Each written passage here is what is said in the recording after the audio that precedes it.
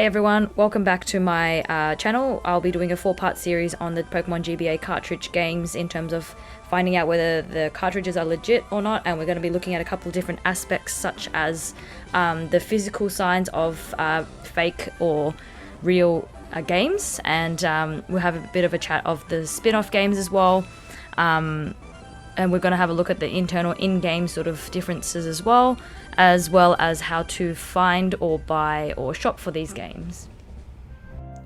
For the first part of the series, we're looking at what the bootleg Pokemon games are, why people make or sell these fakes, why we should avoid purchasing these games, and also how to tell the differences between the real and fake games on just sort of like a surface level.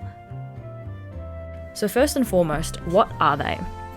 The fake Pokemon GBA cartridge games are essentially bootlegs or fakes or illegitimate copies of the games that are not actually produced by Nintendo.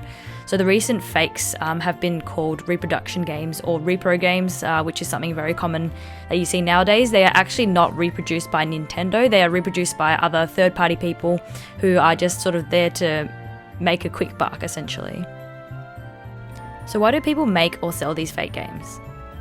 Well, the bottom line really comes down to a quick profit, because Pokemon games have been becoming more and more in demand, especially over 2020 and 2021, with obviously the nostalgia factor, the 25th anniversary of Pokemon, and obviously COVID, everyone being at home and sort of revisiting and wanting or replaying these retro games. There's become a spike of popularity and obviously an increased value over time.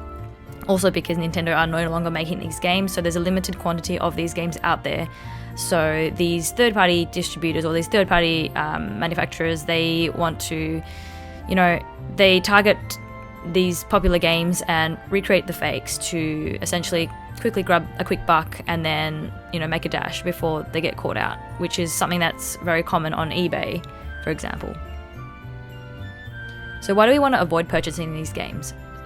So first and foremost, we don't want to support these counterfeit sellers or potentially scammers as well, because they're trying to make money off other people's time and work, and most of the time when they do put these games up for sale, it makes it sound like as if they're legitimate. They sell and then they quickly make a dash with your money, essentially.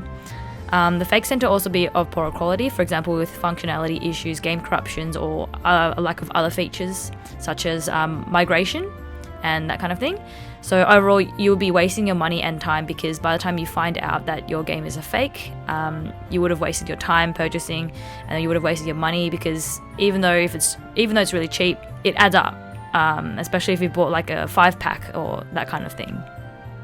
So I will be doing a rundown in more in-depth of how to tell the differences between the real and fake games in terms of the physical or external appearance, as well as the internal in-game sort of functionality sort of things.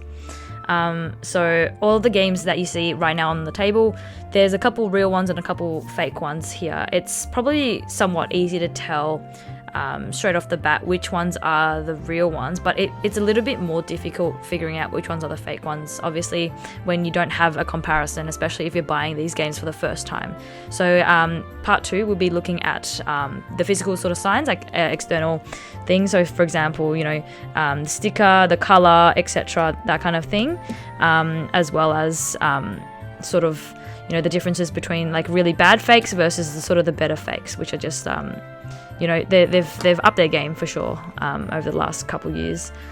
And also part 3, we'll be talking about the internal signs. So for example, we'll be testing migration. Part 4, we'll start looking at how to potentially go about shopping for these, or what to avoid, what to look out for, and signs of a real versus a fake seller, and that because Pokemon has been popping up a lot now, because everyone's trying to sell their games for for that profit now, and then a lot of people are trying to buy games to recollect their old games and everything. So there's a lot of transactions going on, so we can show you the best way to sort of have a look at that.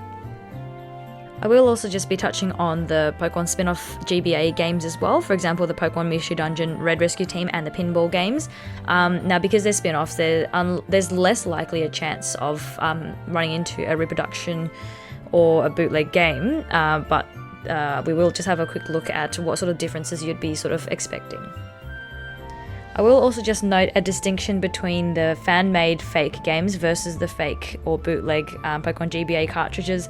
The ones that you see on your screen currently now are sort of purposely made to be very fake. Like, obviously these ones are not the real versions, like not even close to the real version, and they're not trying to replicate the new versions. These are just fan-made games that have been sort of imported into a GBA game, which is kind of fun because, you know, your shiny gold version, for example, you can play Pokemon Gold on with a GBA cartridge, so that's kind of cool. And obviously Pokemon Pearl version, you can also play Pokemon Pearl-ish on the GBA consoles as well, so that's kind of cool.